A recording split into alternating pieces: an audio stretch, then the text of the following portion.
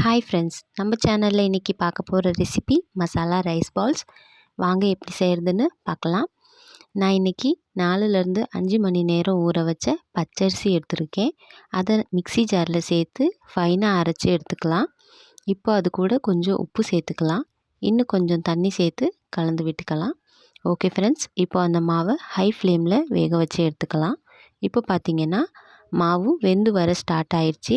இந்த ஸ்டேஜில் கை விடாமல் மாவு நல்லா கிண்டிக்கிட்டே இருக்கணும். இப்போ பார்த்திங்கன்னா மாவு நல்லா வெந்துருச்சு. இப்போ ஸ்டவ் ஆஃப் பண்ணிக்கலாம். இப்போ அந்த மாவை சூட்டோட சூடாக கையில் ஆயில் அப்ளை பண்ணிவிட்டு நல்லா பிசைஞ்சு எடுத்துக்கலாம். இப்போ பார்த்திங்கன்னா மாவு நல்லா சப்பாத்தி மாவு பதத்துக்கு பிசைஞ்சாச்சு. இப்போது அந்த மாவில் கொஞ்சம் மாவை எடுத்து குட்டி குட்டியாக பால்ஸ் மாதிரி உருட்டி எடுத்துக்கலாம். எல்லா மாவையும் பால்ஸ் மாதிரி ரெடி பண்ணி எடுத்துக்கலாம். அதுக்கப்புறம் அந்த பால்ஸ் எல்லாத்தையும் 20 மினிட்ஸ் அளவுக்கு ஸ்டீம் பண்ணி எடுத்துக்கலாம். ஓகே ஃப்ரெண்ட்ஸ், இப்போது மசாலா ரெடி பண்ணிக்கலாம். மிளகாய் சேர்த்துக்கலாம், கொஞ்சம் ஆயில் சேர்த்து நல்லா வறுத்துக்கலாம். இப்போ கொஞ்சம் கொத்தமல்லி சேர்த்து வறுத்துக்கலாம். அது கூடவே கொஞ்சம் உளுத்தம்பருப்பு சேர்த்துக்கலாம். அப்புறம் கொஞ்சம் குருமிளகு, ஜீரகம், வெந்தயம் சேர்த்து நல்லா வறுத்துக்கலாம். அதுலேயே 5லேருந்து 6 பல் பூண்டு, அப்புறம் வெங்காயம் சேர்த்து நல்லா வதக்கி விட்டுக்கலாம். ஓகே ஃப்ரெண்ட்ஸ், இப்போ இதை மிக்ஸி ஜாரில் சேர்த்து நல்லா ஃபைனாக அரைச்சிக்கலாம். அது கூடவே கொஞ்சம் தேங்காய் துருவல், கொஞ்சம் புளி சேர்த்து கொரகொரப்பாக அரைச்சி எடுத்துக்கலாம். ஓகே ஃப்ரெண்ட்ஸ், இப்போது மசாலா தாளிச்சிக்கலாம்.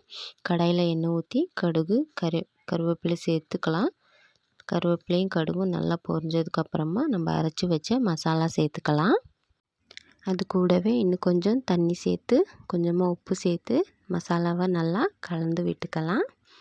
மசாலா ஒரு கொதி வந்ததும் நம்ம ஸ்டீம் பண்ணி வச்சுருக்கிற எல்லா ரைஸ் பால்ஸையும் சேர்த்து நல்லா கலந்து விட்டுக்கலாம். ரைஸ் பால்ஸ்குள்ளே நல்லா மசாலாவோட ஃப்ளேவர் இறங்கணும். அப்போ தான் சாப்பிட்றதுக்கு நல்லாயிருக்கும்.